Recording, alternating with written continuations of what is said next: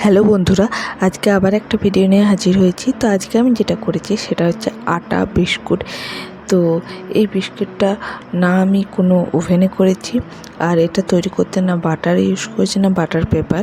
তো কিভাবে সহজে আপনারা এই আটা বিস্কুট বাড়িতে তৈরি করে নিতে পারেন সেটাই দেখিয়েছি। আর কতটা খাস্তা হয়েছে দেখতেই পাচ্ছেন, আর পারফেক্ট মেজারমেন্ট হিসাবে আপনাদেরকে দেখিয়েছি যাতে আপনারা সহজে বাড়িতে করে নিতে পারবেন। তো ভিডিওটা দেখে নিয়ে যাক আমি কিভাবে তৈরি করেছি।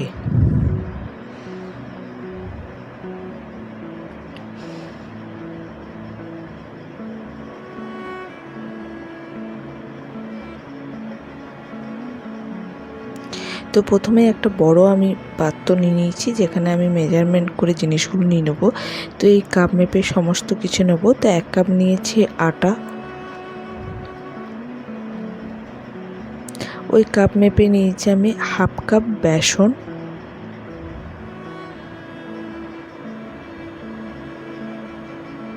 নিয়েছি 1 টিস্পুনের মতন বেকিং পাউডার,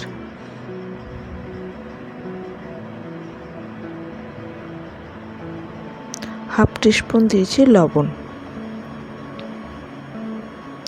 এরপর একটা ব্লেন্ডার নিয়ে নিয়েছি, ব্লেন্ডারে দেবো ওই কাপ মেপে 1/2 কাপ চিনি। এরপর এতে আমি দিয়ে দেবো 4টে এলাচি, গোটা এলাচি ইউজ করেছি, আর দেবো 2-3 টুকরো দারচিনি দিয়ে এটা একটা ফাইন পাউডার তৈরি করে নেব। এরপর আর একটা বড় পাত্র নিয়ে নিয়েছি, ওই কাপ মেপে আমি দিয়ে দেবো 1/2 কাপ ঘি,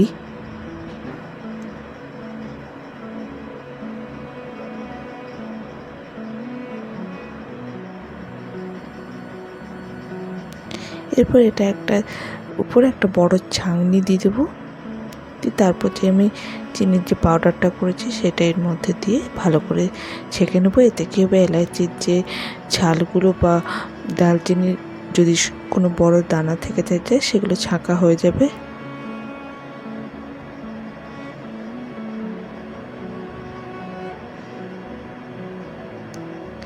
ভালো করে মিশিয়ে নেব ঘিয়ের কালারটা চেঞ্জ হওয়া পর্যন্ত, আর একটা ক্রিমি ভাব আসা পর্যন্ত। দেখবেন এটা 3 থেকে 5 মিনিট কি একটু সময় ধরে এটা করবেন, তাহলে দেখবেন বিস্কিটটা খুবই খাস্তা হবে।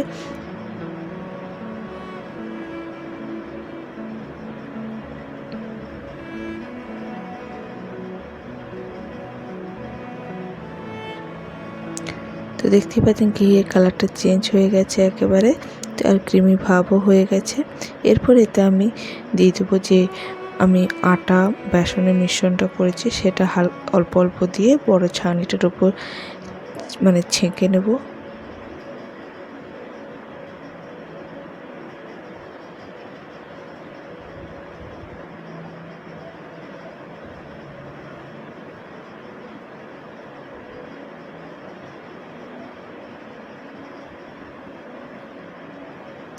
দিয়ে হালকা হালকা করে চামচে করে মিশিয়ে নেব ঘিয়ের সাথে।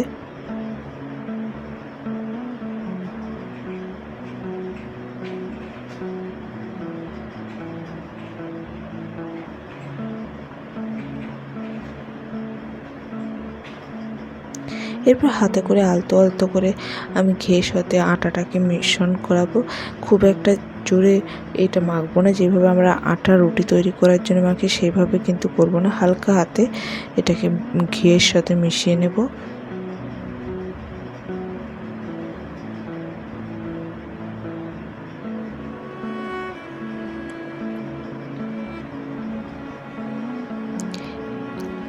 এরপর এটা ডো তৈরি করার জন্য আমি অল্প অল্প করে একটু দুধ দেবো। এখানে আমি 2 থেকে 3 চামচ দুধ ইউজ করেছি, খুব একটা দুধ লাগে না।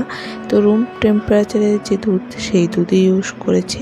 তো 1 চামচ করে আপনারা আটাটা মাখবেন। তো আমার এখানে টোটাল 2 থেকে 3 চামচই লেগেছে। দিয়ে হালকা হাতে ডোটাকে রেডি করে নেবো। তো ডোটা রেডি হয়ে গেছে। এরপর এটা ঢাকা দিয়ে 10 মিনিট রেস্ট করতে দিয়ে দেবো। তো যেটাতে আমি বিস্কিটগুলো তৈরি করব, তো এরকম একটা স্টিলের থালা নিয়েছি, আর একটা এমনি নর্মাল পেপার বাড়িতে তো থাকে সেরকম একটা পেপার নিয়ে নিয়েছি সাদা। তো সেই সাদা পেপারের উপর অয়েল ব্রাশ করে নেব। যেহেতু এখানে আমি কোনো বাটার পেপার ইউজ করছি না, তো অয়েলের জায়গায় আমরা ঘি ব্রাশ করতে পারেন, তো আমি এখানে ঘি ব্রাশ করেছি।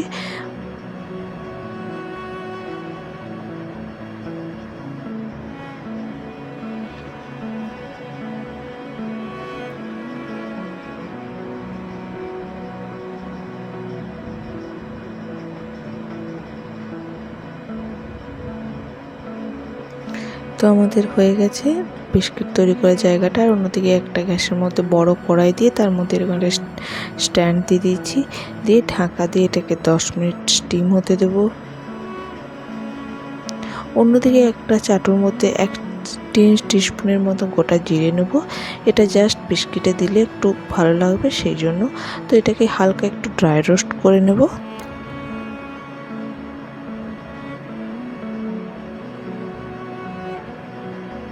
তো হয়ে গেছে ড্রাই রোস্ট, গ্যাস অফও করে দিয়েছি। অন্যদিকে আমাদের যে আটাটা সেট হয়ে গেছে, এবং আটাটা থেকে আমি বড় বড় কয়েকটা বল কেটে নেব বিস্কিটগুলো তৈরি করার জন্য।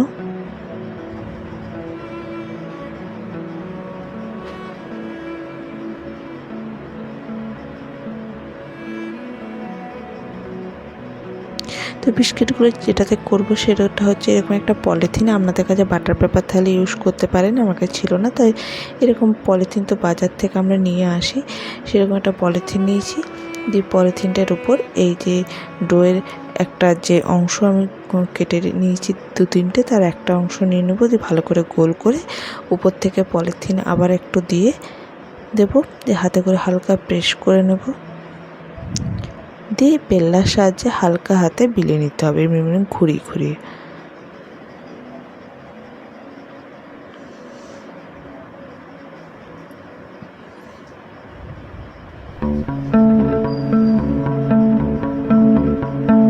এটা খুব একটা মোটাও বিলবো না, খুব পাতলা যেরকম রুটি হয় সেইভাবেও না, মিডিয়াম রাখবো।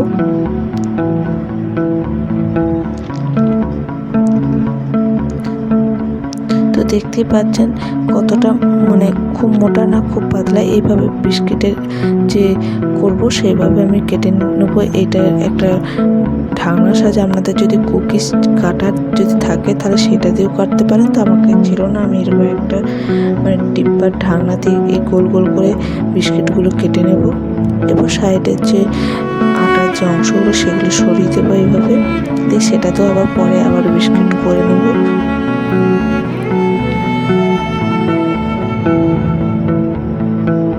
তো বিস্কিটগুলোর মধ্যেখানে যে ড্রাই রোস্ট করা জিরেগুলো করেছিলাম সেই জিরেগুলো অল্প করে দিয়ে হালকা প্রেস করে বিস্কিটের মধ্যেখানে লাগিয়ে নেব, তাহলে দেখতেও ভালো লাগবে বিস্কিটগুলো।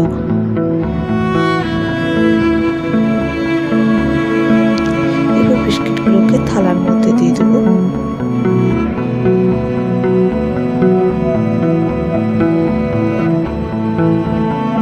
বিস্কিটগুলো থালাতে দেওয়ার সময় একটু খেয়াল রাখবেন যে বিস্কিট একটা থেকে আর একটা গ্যাপ থাকে, কেননা বিস্কিটগুলো ব্রেক হওয়ার সময় একটু তো ফুলে যাবে, যেহেতু বেকিং পাউডারটা দেওয়া আছে। তো একটু গ্যাপ রেখে এইভাবে বিস্কিটগুলো আমরা বেকিং ট্রেতে ইউজ করেন তাতে একটু এইভাবে দিতে হবে। এরপর ওইদিকে আমার যে কড়াইটা সেটাও স্টিম হয়ে গেছে, তার মধ্যে এবার বিস্কিটের থালাটা দিয়ে আমি এটা ঢাকা দিয়ে প্রায় 15 থেকে 20 মিনিট স্টিম হবো, একদম দ্বিতীয় লো ফ্লেমে। আর এই যে ঢাকনার এই যে অংশটা সেটা আমি একটা কাগজ দিয়ে একদম বন্ধ করে দেবো, যাতে স্টিমটা বাইরে না বেরোয়। তো 15 মিনিট পর দেখুন বিস্কিটগুলো হয়ে গেছে, মানে যে উঠে যাচ্ছে, একদম চাকুর সাহায্যে উঠাচ্ছি। তো তার মানে আমাদের বিস্কিটগুলো তৈরি হয়ে গেছে। এবার এগুলোকে আমি উঠিয়ে নেবো, বাদ বাকি আরও যে বিস্কিটগুলো করেছি সেগুলো ট্রের মধ্যে দিয়ে দেবো।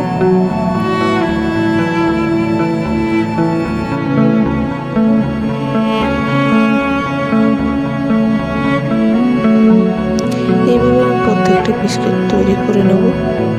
আপনারা চাইলে এটা ওভেনেও করতে পারেন, কিন্তু আমি এটা করেছি গ্যাসে, আর খুবই সুন্দর হয়েছে।